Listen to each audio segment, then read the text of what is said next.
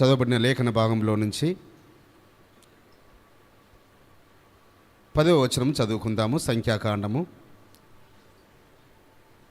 నేను 3 వచనాలు చదువుతాను. 3 వచనాలు చదివిన తర్వాత మెసేజ్ విషయమై తమ్ముడు వాసు ప్రార్థన చేస్తాడు. మైక్ వాసుకి ఇవ్వండి.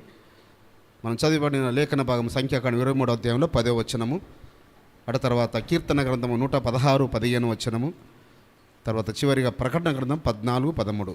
ఈ 3 వచనాలు చదివిన తర్వాత ప్రార్థన చేస్తాడు. సంఖ్యాకాండం 23వ అధ్యాయం 10వ వచనము. యాకోబు రేణువులను ఎవరు లెక్కించెదరు? ఇజ్రాయేలు 4వ పాలును ఎవరు లెక్కబెట్టగలరు? నీతిమంతుల మరణము వంటి మరణము నాకు సంభవించునుగాక, నా అంత్యదశ వారి అంతము వంటి దగునుగాక అనెను. 2వ భాగముగా కీర్తన గ్రంథము 116. మరి ఇది చాలామంది భక్తుల యొక్క అభిప్రాయము. ఇది దావీదు రాజు గారు రాశారని. 116, 15 వచనం. యెహోవా భక్తుల మరణము ఆయన దృష్టికి విలువగలది. యెహోవా భక్తుల మరణము ఆయన దృష్టికి మిగుల విలువగలది. చివరిగా ప్రకటన గ్రంథము 14వ అధ్యాయము 13వ వచనం. అంతటా ఇప్పటి నుండి యాశ్వానందు మృత్యునందు మృతులు ధన్యులని వ్రాయుమని పరలోకము నుండి ఒక స్వరము చెప్పగా వింటిని. నిజమే, వారు తమ ప్రయాసములు మాని విశ్రాంతి పొందుదురు, వారి క్రియలు వారి వెంట పోవునని ఆత్మ చెప్పుచున్నాడు. ప్రార్థన చేసుకుందాం.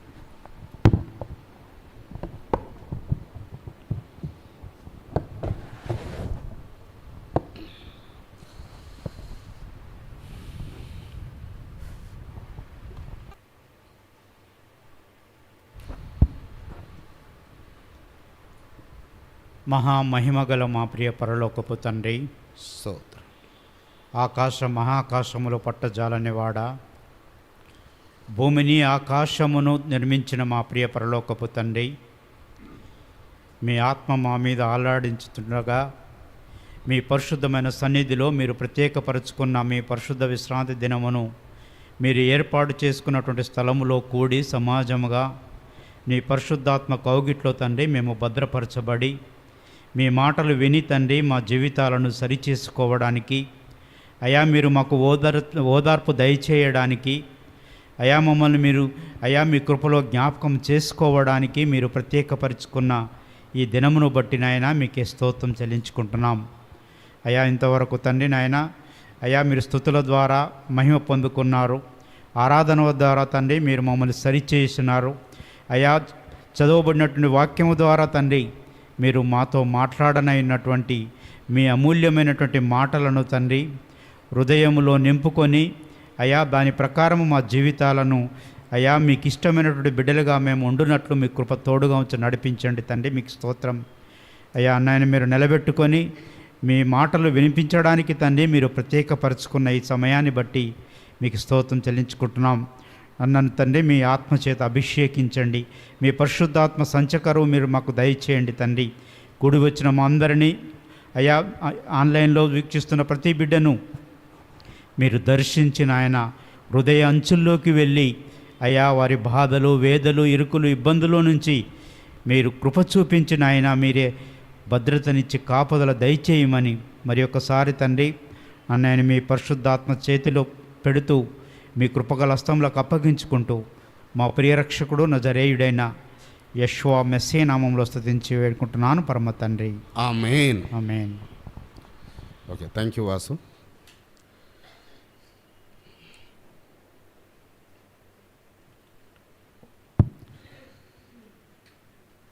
మరి చదవబడిన లేఖన భాగంలో నుంచి బట్టి మీకు అర్థమై ఉంటుంది. మనం ఈ మాటలు, ఈ వాక్యాలు ఎక్కడ ధ్యానించుకుంటుంటాము? జనరల్గా ఎక్కడ ధ్యానించుకుంటాము? జ్ఞాపకార్థ కూటాలలో జ్ఞాపకం చేసుకుంటుంటాము ఈ యొక్క భాగాలను. అదేవిధంగా పెళ్లి ప్రసంగాలు పెళ్ళిళ్ళల్లోనే వింటుంటాం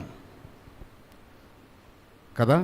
కానీ మరి జ్ఞానవంతురాలు,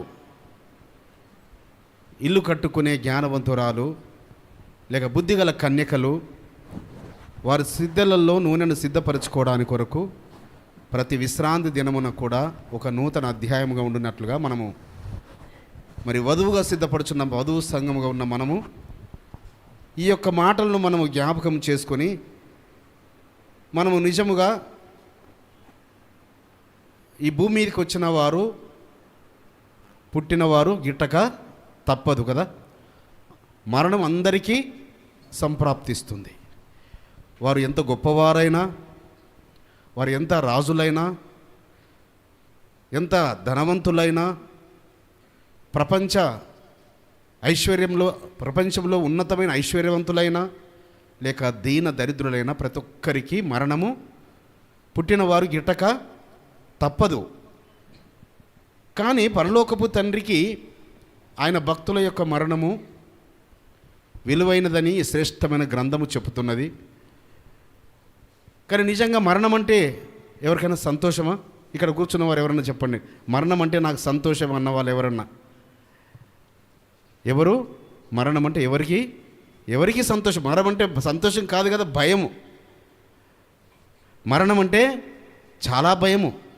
అమ్మ అది ఎలా వస్తుందో, అమ్మ వచ్చినప్పుడు నేను ఎలా తల్లడిల్లిపోతానో, నాలో నుంచి ఆత్మ వెళ్ళిపోతుందో, సో మరణించినప్పుడు ఏం సంభవిస్తుందో అని ప్రతి వారికి మరణం అంటే భయమే. కానీ నిజంగా భక్తుల యొక్క మరణము ఆయన దృష్టికి విలువైనదట. పరమతండ్రి దృష్టికి ఏమో విలువైనది, ఆయనకేమో అంటే విలువైనదంటే ఆయనకి సంతోషకరమైనది. భూమి మీద మనకు అది భయంకరమైనది, బాధాకరమైనది. కానీ పరమతండ్రి మరి ఇక్కడ మనం చదవబడిన మాటలో ఏమంటున్నాడు? ఆ యొక్క బిలాము, నీతిమంతుల మరణము నాకు లభించునుగాక. ఈ భూమి మీద ఏం కోరుకోవాలన్న నీతిమంతుల్లాంటి మరణము. మనము మరి మరణము లేకుండా కొనిపోయబడిన వారి గురించి ధ్యానించుకోవడం కాదు. వాళ్ళు ఉన్నతులైన వారు, చాలా శ్రేష్ఠులైన వారు. హానూకు గారు, ఏలియా గారు, వారు మరణము లేకుండానే కొనిపోబడ్డారు. కానీ నీతిమంతులైన అబ్రహాము, ఇస్సాకు, యాకోబులు చూసినట్టయితే వారికి మరణం ఎలా వచ్చింది? వారి మరణ దినములు వారికి ముందుగానే తెలిసినవి. వారి కుమారులను పిలుచుకొని వారి కుమారులను ఆశీర్వదించి వారు వెళ్ళిపోయారు ఈ లోకంలో యాత్ర. వారికి ఇగో మేము వెళ్ళిపోతున్నాము, మీరు జాగ్రత్త అని జాగ్రత్తలన్నీ చెప్పి వారిని ఆశీర్వదించి వెళ్ళారు. కానీ పరమతండ్రి ఏం చెప్తున్నాడు? ఒక మాట కీర్తన గ్రంథము 89:48 చూసినట్టయితే, కీర్తన గ్రంథము 89:48. మరణము చూడక బ్రతుకు నరుడెవడు, పాతాళం యొక్క వశము కాకుండా తన్ను తాను తప్పించుకొనగలవాడెవడు? ఏమంటున్నాడు? మరణము చూడక బ్రతుకు నరుడెవడు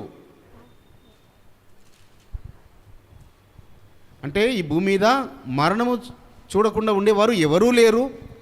అదేవిధంగా పాతాళం యొక్క వశము కాకుండా తన్ను తాను తప్పించుకొనగలవాడెవడు?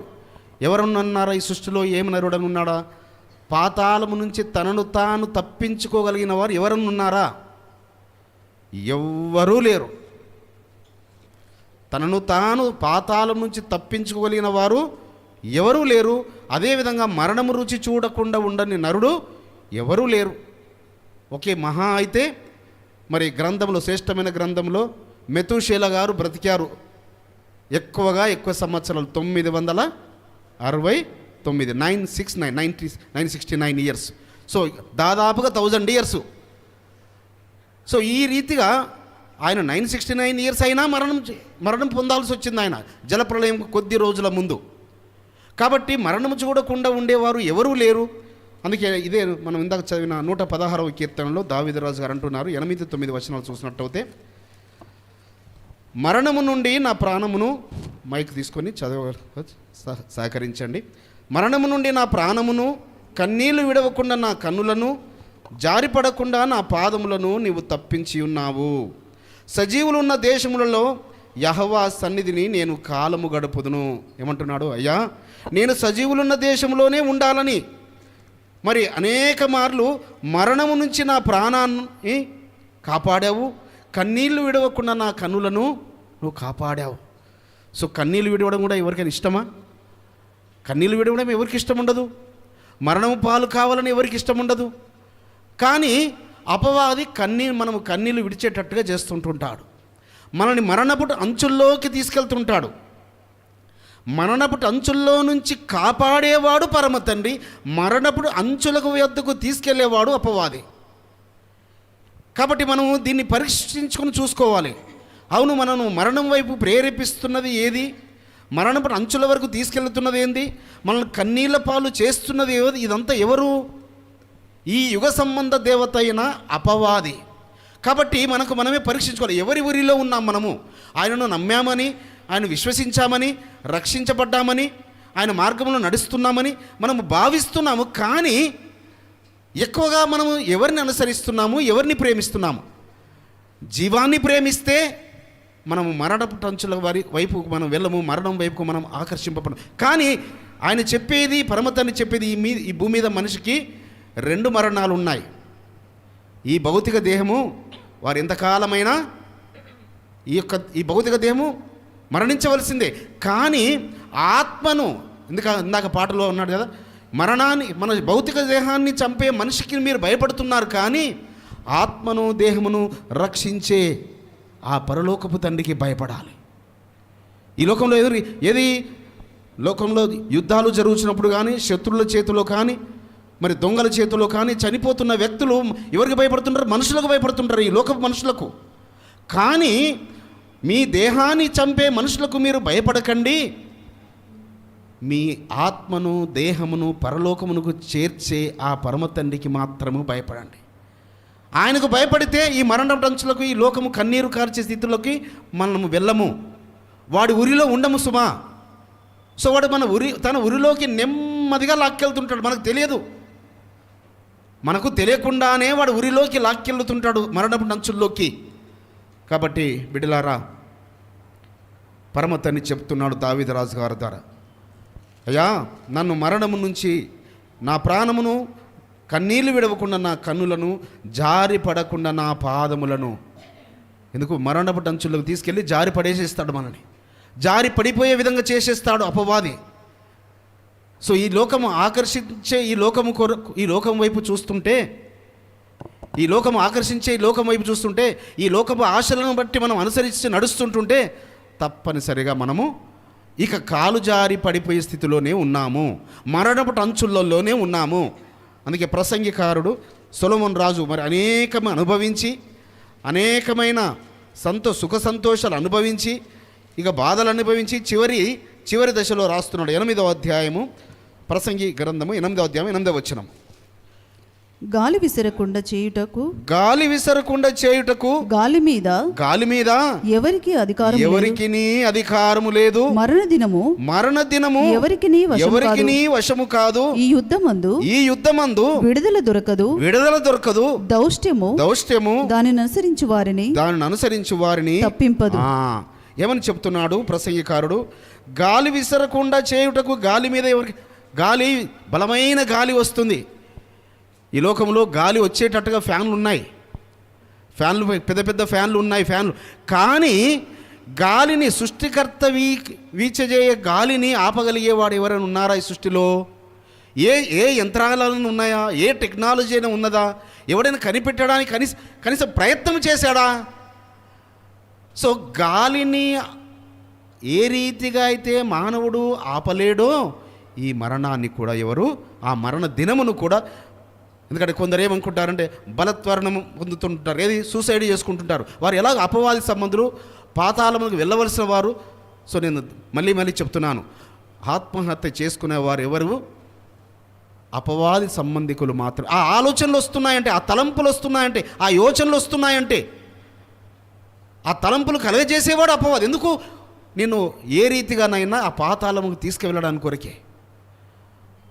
అందుకే సృష్టిలో మరి ఒక యుఎస్లో ఒక యూనివర్సిటీ వారు సర్వే చేస్తే సూసైడ్స్ అంట మరి వాక్యోపదేశం శ్రద్ధగా జాగ్రత్తగా విని సంఘాలకు క్రమం తప్పకుండా వెళ్ళే వారిలో 90% అవి లేవంట. అంటే మిగతా వాళ్ళలో 90% అలాంటి సూసైడల్స్ ఉన్నవి, వీళ్ళల్లో 90% లేవు అట. ఎందుకు? ఆ వాక్యమైన ఆ పరమ తండ్రి వారితో మాట్లాడుతుంటుంటాడు. ఆ వాక్యమైన నీరు పోయబడుతున్నప్పుడు ఆ చెట్టు చిగురిస్తూ ఉంటుంటుంది. కాబట్టి మరణముకు మరి మరణాన్ని అందుకే అంటాడు, ఏమంటాడు? గాలిని ఆపడానికి ఎవరికి అధికారం లేదు, మరణ దినము ఎవరికి నీ వశం కాదు. అంటే నీ మరణాన్ని దినాన్ని నువ్వు నిర్ణయించుకోవాలని నువ్వు ప్రయత్నిస్తే అది నీ వశములో లేదు, అది నీ వల్ల కాదు. నేను లేదు ఇంకా నీకు 20 సంవత్సరాలు బతకాలని ఉంది, ఆయన ఆయుష్ ఆయన నియమించిన నీ ఆయుష్ ఒక 1 ఇయర్కే ముగించబడుతుంది.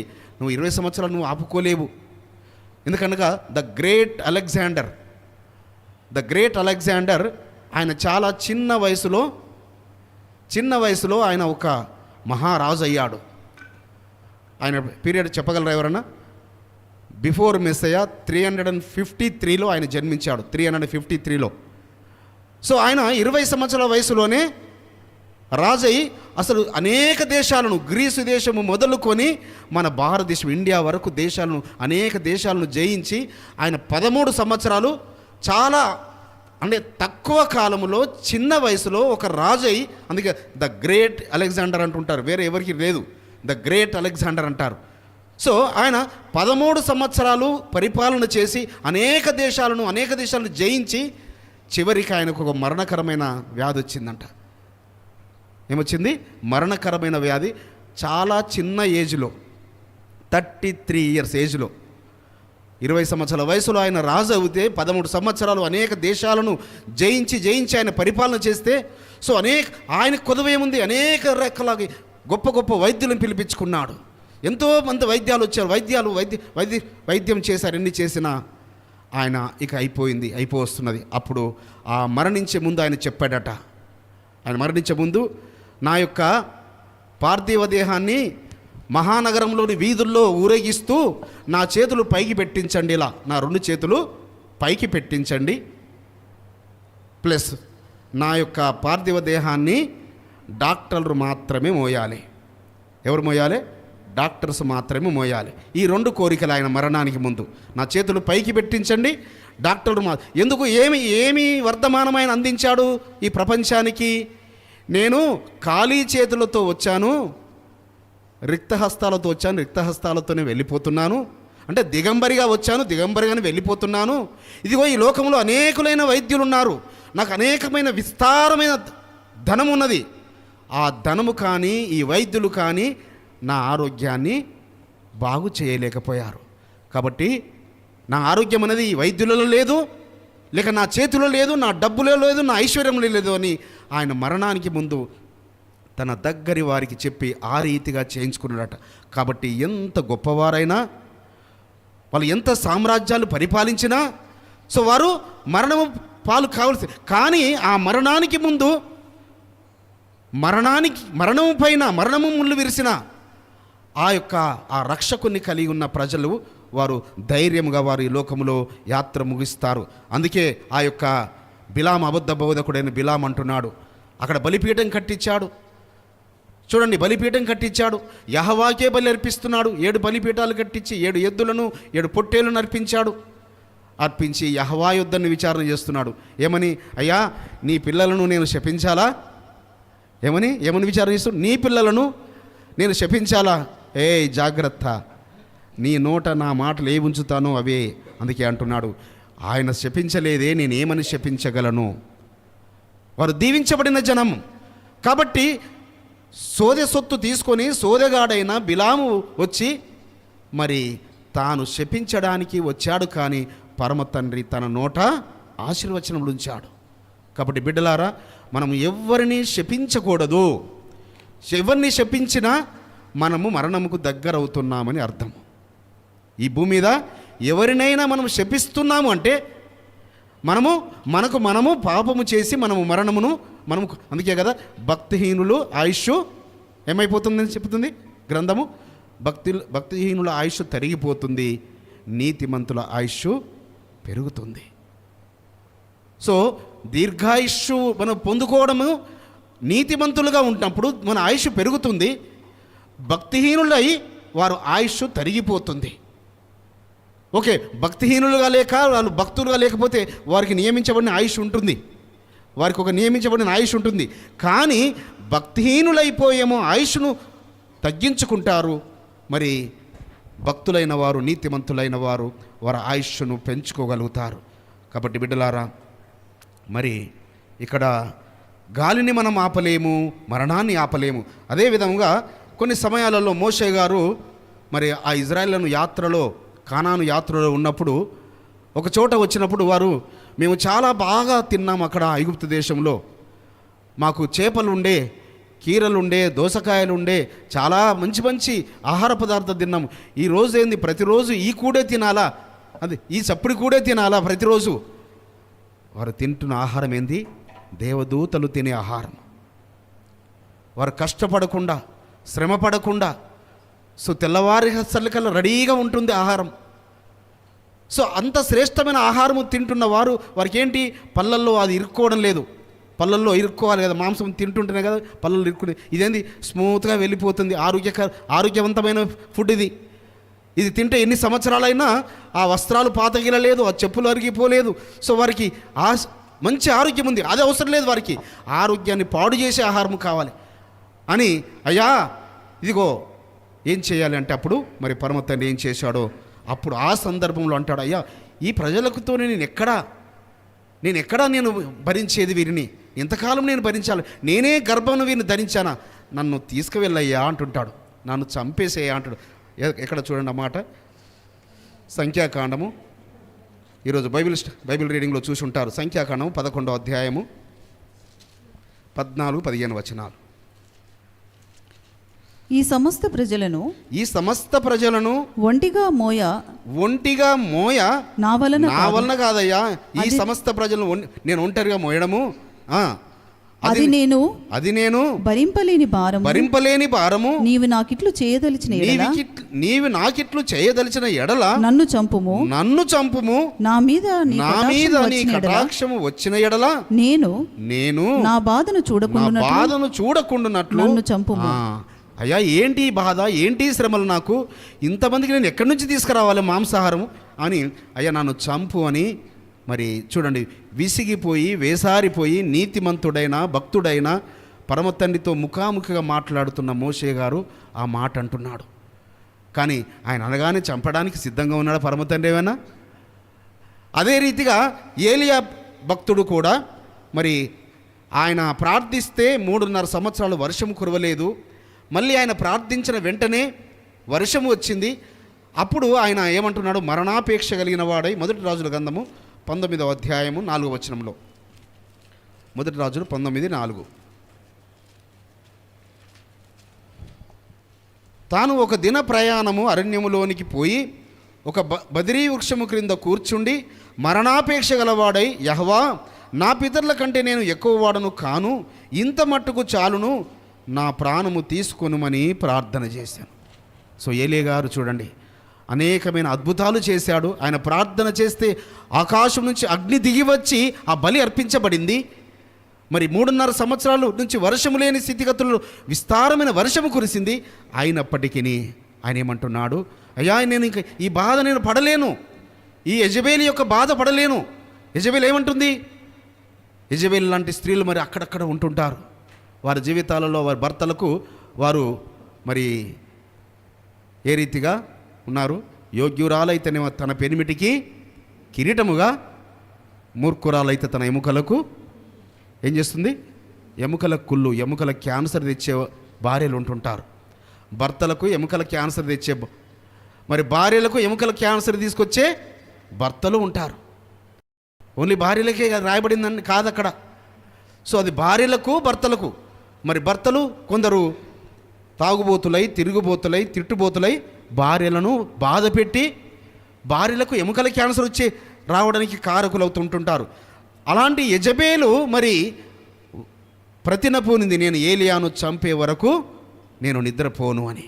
కాబట్టి అయ్యా ఆమె చేతిలో నేను చావబడమే, మీరే నన్ను తీసుకెళ్ళండి అంటుంటే, అయ్యా నీకు పని నియమించబడింది, నీకు కర్తవ్యం నియమించబడింది, ఆ కర్తవ్యం నీ ద్వారా జరగాలది ఈ భూమి మీద.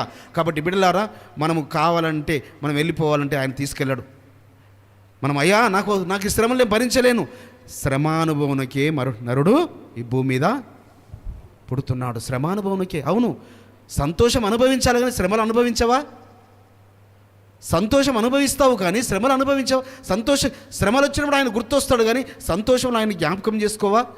కాబట్టి సంతోషంలోనూ ఆయన స్తుతించాలి, శ్రమలోనూ ఆయన స్తుతించాలి, బాధలోనూ ఆయన స్తుతించాలి. శ్రమయైనా, నిందైనా, బాధైనా, ఆకలి అయినా, శ్రమయైనా, నిందైనా, బాధైనా, ఆకలి అయినా, ఈ శ్రమలు క్షణములని, ఈ శ్రమలు క్షణములని నా తండ్రి నిన్ను వెంబడింతును, నా యాశ్వ నిన్ను వెంబడింతును, వెంబడింతును,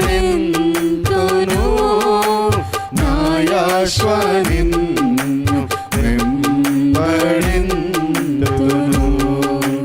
నా తండ్రి నిన్ను వెంబడింతును. పరమ తండ్రి మీకు స్తోత్రములు, పరమ తండ్రి మీకు స్తోత్రములు. సామెత గ్రంథంలో ఇదే సొలొమోను, జ్ఞాని అయిన సొలొమోను 18వ అధ్యాయం ఒక మాట చెప్తున్నాడు. 21వ వచనంలో 18:21 జీవమరణములు నాలుక వశము, దాని యందు ప్రీతిపడువారు దాని ఫలము తిందురు. జీవమరణములట ఈ నాలుక వశము, దాని యందు ప్రీతి. అంటే ఈ లోకంలో అక్కడక్కడ యుద్ధాలు జరుగుతుంటాయి. ఒక గ్రామం మీదకి గ్రామము లేవడము, లేదా ఒక రాష్ట్రం మీదకి ఒక రాష్ట్రము లేవడము, ఒక దేశం మీదకి ఒక దేశం లేవడము, ఒకరు పలికే ఒక నోటి కత్తి లాంటి పలికే మాటలే. ఆ మాటల ద్వారా యుద్ధాలే ఆరంభమవుతాయి, ఒకరు పలికే మాటల ద్వారా. అదేవిధంగా ఒక ఇంట్లో ఒకరు పలికే మాట ద్వారా ఆ ఇంట్లో ప్రళయం స్టార్ట్ అవుతుంటుంది. ఒక కుటుంబంలో, ఒక వంశంలో, ఒక ప్రాంతంలో. అనగా జీవమరణములు. మరి ఈ యొక్క నాలుకను మనం వశపరుచుకుంటే మరణము మనకు సమీపంగా రాదు, మరణ టంచుల్లో ఎందుకనగా నాలుకను వశపరుచుకునేవాడు అపవాది. అందుకే యాకోబు పత్రికలో అంటాడు, ఈ భూమి మీద ఏ జంతువునైనా సాధువు చేయొచ్చట. ఏ జంతువునైనా, ఎంత క్రూర జంతువునైనా సాధువు జంతువుగా మార్చొచ్చు, కానీ ఈ నాలుకను చేయడం చాలా, ఇది మన దేహంలో ఉంచబడిన పాప ప్రపంచమని రాస్తాడు. ప్రకృతి చక్రమునకే చిచ్చు పెడుతుంది. కాబట్టి ఈ నాలుకను ఎవరు సాధువు చేయగలరు? ఆయన ఒక్కడే. బిడ్డలారా, ఆయన పవిత్ర ఆత్మ ద్వారానే, పరిశుద్ధాత్మ ద్వారానే, ఆయన నిప్పు ద్వారానే. యెషయా అంటాడు కదా, అయ్యా నేను ఈ పాపం లోకంలో ఉన్నాను, పాపుల మధ్య నివసిస్తున్నాను అనగా ఆ దూతను సెరాఫేల్ను పంపించి ఆ నిప్పును పెట్టి ఆయన పెదవులను, ఆయన నాలుకను పవిత్రపరిచాడని రాయబడింది. కాబట్టి ఆ పరిశుద్ధాత్మనే అగ్ని మనలో ఉన్నప్పుడు, ఆ పరిశుద్ధాత్మను మనలో నివసిస్తున్నప్పుడు ఈ యొక్క నాలుక జీవాన్ని మాత్రమే స్వతంత్రించుకుంటుంది తప్ప మరణము వైపుకు మరి మాట్లాడదు అనగా పరమ తండ్రి అందుకే చెప్తున్నాడు. అపోస్తలుల కార్యంలో ఒక మాట ఉంటుంది.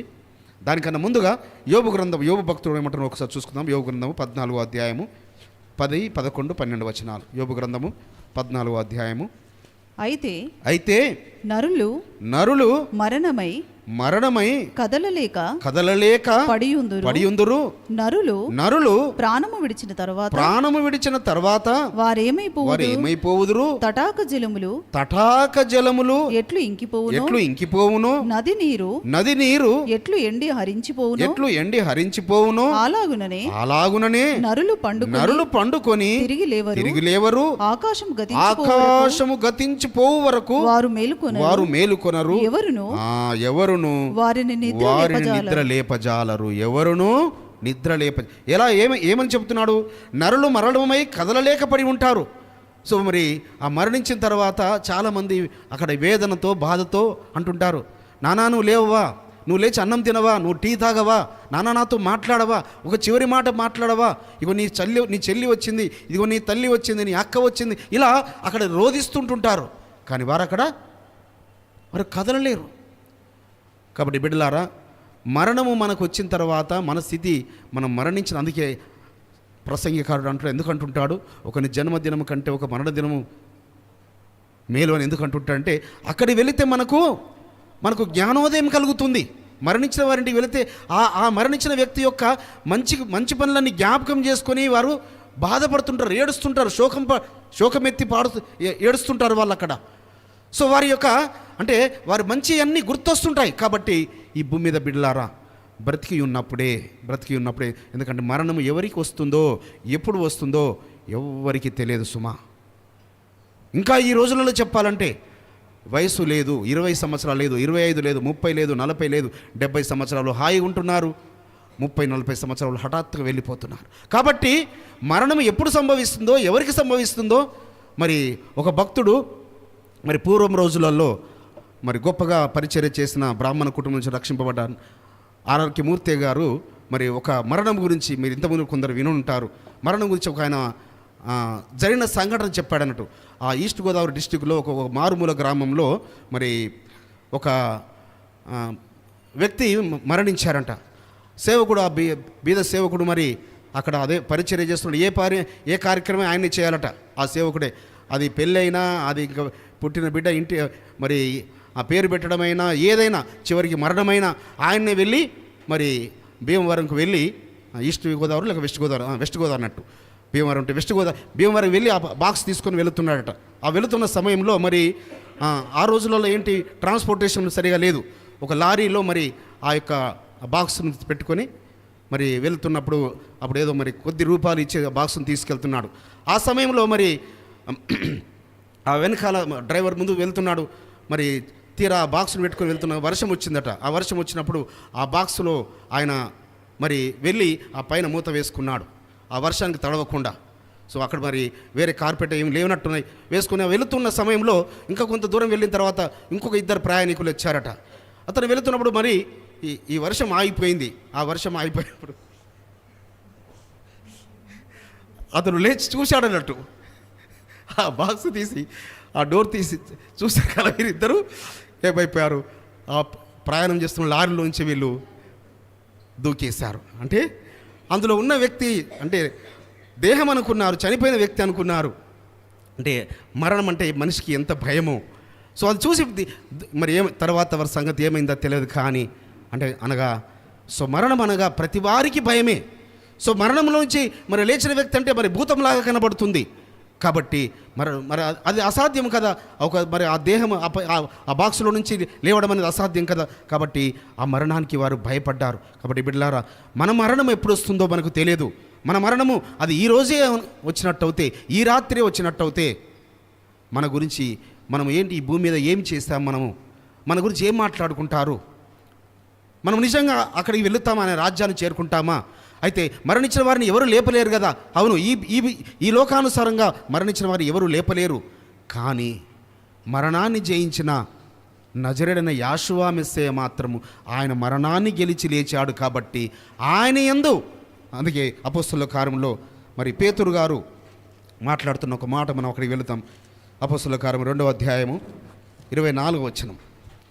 అపోస్తలుల కార్యం 2వ అధ్యాయం 24వ వచనం. మరణము ఆయనను బంధించి ఉంచుట అసాధ్యము గనుక ఎలోహిం మరణ వేదనలు తొలగించి ఆయనను లేపెను. హల్లెలూయా. ఎవరు చెప్తున్నారు ఈ మాటలు? పేతురు గారు చెప్తున్నారు. అలనాడు మరి ఆ 120 మంది మీద పరిశుద్ధాత్మ కుమ్మరించబడి వారు భాషలు మాట్లాడుతున్నప్పుడు పేతురు పరిశుద్ధాత్మ చేత నింపబడిన వాడై అక్కడ కూర్చున్న వేల కొలది సమూహము, 3000 మంది రక్షింపబడ్డారున్నారంటే, మారు మనసు పొంది 3000 మంది రక్షింపబడ్డారంటే మరి అక్కడ ఎన్ని వేల జనం ఉన్నారో. కాబట్టి వారికి చెప్తున్నాడు వార్త. ఏమని చెప్తున్నాడు? అయ్యా, మరణము ఆయనను బంధించి ఉంచుట అసాధ్యం కనుక ఆయనను మరణ వేదనలు భరించాడు మన కొరకు. ఆయన అనేక శ్రమలు పడ్డాడు, ఆయన అనేక వేదనలు పడ్డాడు ఆయన. సో మన నిమిత్తమై ఆయన గాయపరచబడ్డాడు. మౌనిగా ఉన్నాడు ఆయన. ఉమ్ము వేసినా భరించాడు, పిడిగుద్దులు గుద్దినా ఆయన భరించాడు, కళ్ళకు గంతలు కట్టి నేను గుద్దిన వారు ఎవరో చెప్పుమన్నా కూడా అన్ని మౌనముగా మన గురించి మన యొక్క పాపములన్నీ ఆయన శ్రమల ద్వారా ఆయన భరించాడు. కానీ మరణ వేదనలు వాటన్నిటిని జయించి ఆయన మరణాన్ని గెలిచి లేచాడు. కాబట్టి ఆ మరణాన్ని గెలిచిన ఆయన యందు విశ్వాసం ఉంచువారు సో ఆ రెండవ మరణం మీద వారికి అధికారం లేదు ఈ భూమి మీద. సో ఈ నాలుకతో చేసేవి మనము కొన్నిసార్లు ఏంటంటే అనవసరమైన జగడాలకు వెళ్ళి గొడవలకు వెళ్ళి దెబ్బలు పడి మరి మరణం పాలవుతుంటారు. అది పరమ తండ్రి చిత్తము కాదు. ఇది మరణాన్ని నువ్వు భక్తిహీనుడవై మరణం కొని తెచ్చుకుంటున్నావు. కానీ పరిశుద్ధులైన బిడ్డలారా, పరమ తండ్రి చెప్తున్న ఇక్కడ మాట ఏంటంటే, మరి 27వ వచనం చూసినట్టయితే అదే 2వ అధ్యాయం అపొస్తలుల 22 కూడా, నీవు నా ఆత్మను పాతాళములో విడిచిపెట్టవు, నీ పరిశుద్ధుని కుళ్ళు పట్టని అని దావీదు రాజు గారికి పరమ తండ్రి తెలియపరిచిన రీతిగా దావీదు గారి యొక్క దేహం ఏమో కుళ్ళు పట్టింది. అక్కడ ఆయన దేహం అక్కడ ఉంది. కానీ దావీదు గారు ఎవరి గురించి చెప్తున్నాడు? దావీదు గారి వంశం నుంచి వచ్చిన యాషువ మెస్సయ్య వారి గురించి. కాబట్టి ఈయన మరణ వేదనలో ఆయన జయించి గెలిచాడు. ఆయన దేహము కుళ్ళు పట్టలేదు. కాబట్టి ఎవరైతే ఆయన యందు విశ్వాసం ఉంచుతారో వారికి ఆ రెండవ మరణం పైన జయమని అపొస్తలుల కార్యంలో మరి అపొస్తలుల పౌలు గారు రోమీల రాష్ట్ర పత్రిక ఒక మాట రాస్తుంటారు. 6వ అధ్యాయము, రోమా పత్రిక 6వ అధ్యాయము 20 వచనం నుంచి 23 వరకు. మీరు పాపమునకు దాసులై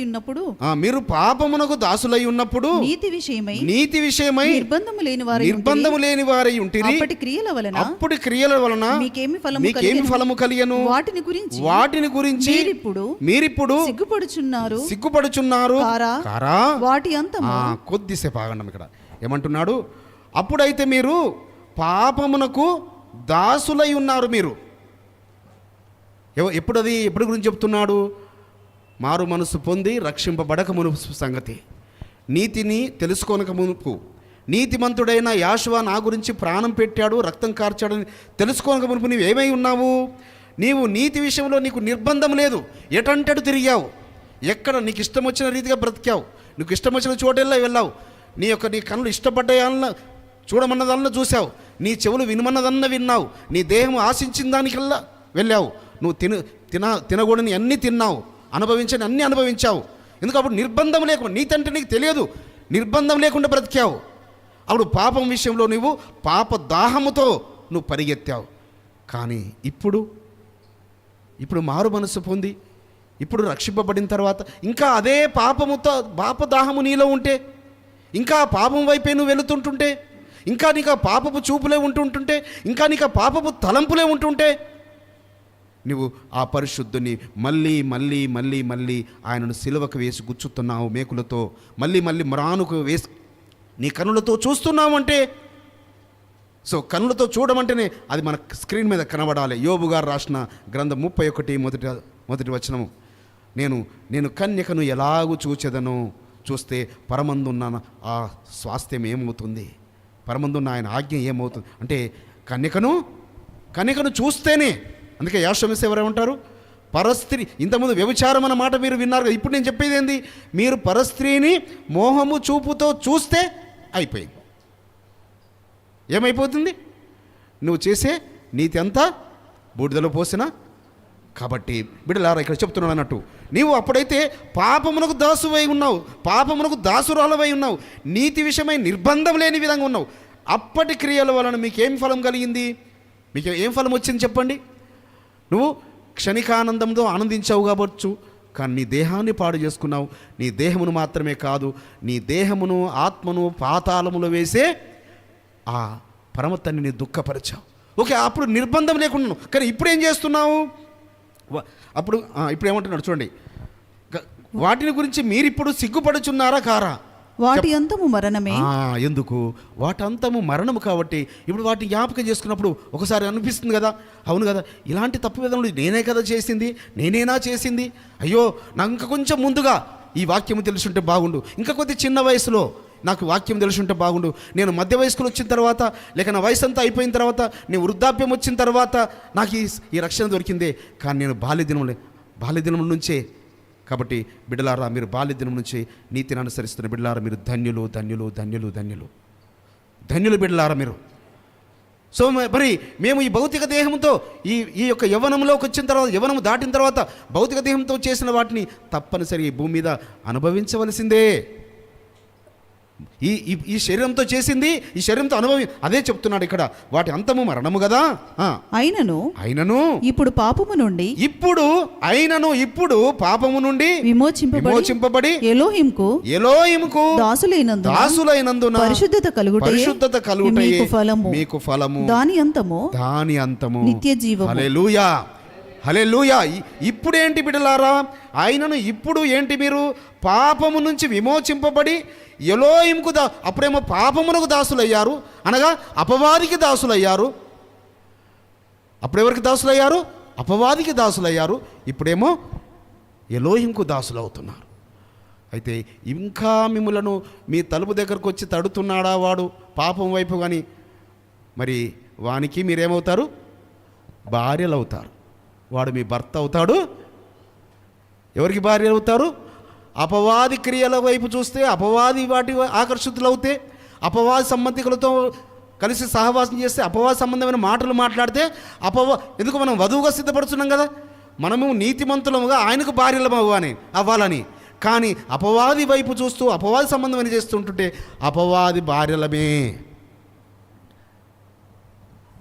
ఆయనకు భార్యలు అవ్వాలి, ఆయనకు పవిత్రులని కన్యకగా ఇంత శ్రమపడి, ఇంత కష్టపడి, ఇంత నీతిని అనుసరించి, ఇందరి చేత ద్వేషించబడి మళ్ళీ అపవాదికి భార్య అవుతావా? అపవాదికి వధువుగా సిద్ధపడుచున్నావా? పరలోకపు తండ్రికి వధువుగా సిద్ధపడుచున్నావా? ఎవరికి వధువుగా సిద్ధపడుచున్నావు బిడ్డలారా? అందుకే అంటున్నాడు, వాటి అంతమైతే మరణము, మరి వీటి అంతమేంటి? దీని అంతము నిత్య జీవం. సో ఈ మరణము, ఈ దేహానికి మరణం వస్తుంది బిడ్డలారా. కానీ ఈ ఆత్మ దేన్ని స్వతంత్రించుకోబోతుంది? జీవాన్ని స్వతంత్రించుకోబోతుంది. అదేవిధంగా పాపము చేస్తే ఈ దేహము ఎల్లప్పుడూ ఆ ధనవంతుడు ఆ అగ్నిలో ఉన్నట్టుగా, ఆ లాజర్ను వచ్చి కొంచెం నీరు ఇవ్వమని, వేలి చుక్కతో నీటి చుక్క ఇవ్వమన్నట్టుగా, మరి ధనవంతుడు అన్నీ అనుభవించాడు. కానీ ఆ పాతాళంలో, అగ్నిగుండంలో ఏడుస్తున్నాడు, ఆ మండుచున్న అగ్నిలో. కానీ మరి నీతిమంతుడుగా దీన దరిద్రుడైన లాజరు అబ్రహాము రొమ్మున అనుకున్నాడు. కాబట్టి నిత్య జీవన్ ఏలైన 23వ వచనం, ఏలైనగా పాపము వలన వచ్చు జీతము మరణము, అయితే ఎలోహిం కృపావరము మన తండ్రి అయిన మన ప్రియుడైన యెహోవా మెస్సీయనందు నిత్య జీవము. హల్లెలూయా, హల్లెలూయా. ఏలైనగా పాపం వలన వచ్చేదైతేనేమో జీతమైతే మరణము. సో పాపం వలన అంటే రెండిటికి మరణం తెచ్చుకుంటున్నాము. ఈ యొక్క భౌతిక దేహానికి ఎందుకు? పాపం చేయడం వలన, అదే కదా, పాపం చేయడం వల్ల రకరకాల ఎయిడ్స్ వ్యాధులు వస్తున్నాయి. దొంగతనం చేయడం వల్ల కదా అనేక రకమైన దెబ్బలకు గురై, మరి దొంగలను ఎలా కొడతారటంటే చాలా భయంకరంగా కొడతారట. వాడు చేయని తప్పులు కూడా వాడు చేయని దొంగతనాలు కూడా ఒప్పుకుంటారంట, అంత బీభత్సంగా కొడతారట.